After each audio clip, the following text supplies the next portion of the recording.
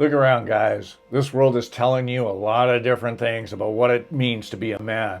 Weak, soft, confused. It's a mess, but that ain't the truth. The truth is, this ain't some social experiment. God had a plan from the jump, and it wasn't for us to be shadows of what we were meant to be. So let's drop all the noise and get back to the source.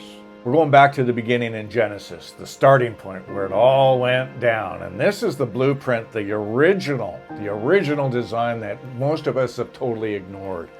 Genesis 1 verse 27 said, God created man in his own image. Not a mistake, it wasn't an afterthought.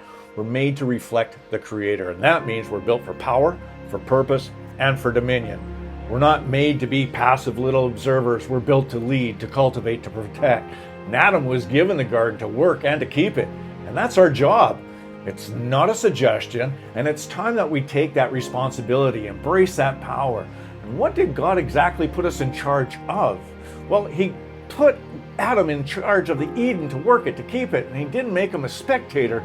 He gave man the work naming animals. And the first task wasn't to watch and just wait for it. It was to create, to cultivate. And God put us in a position to have influence and then to do great work.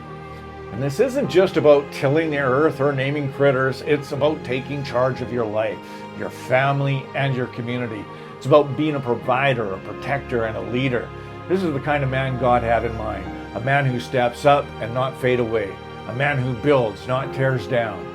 Look, this world, it's tried to break us. It's told us to be weak, to be the safe choice, to fit in the box society wants you to be in. That's all garbage. And that's not what it meant to be a man. That's not what God had in mind.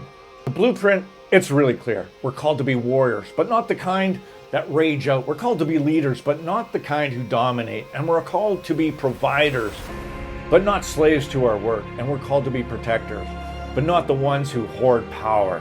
Our power comes from God and not our own strength. So what are you going to do about it? Are you just going to keep on letting the world define you?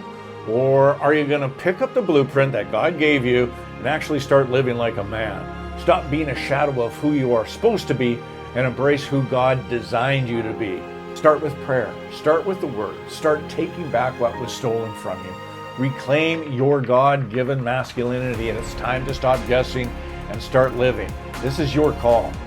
Answer it and be strong.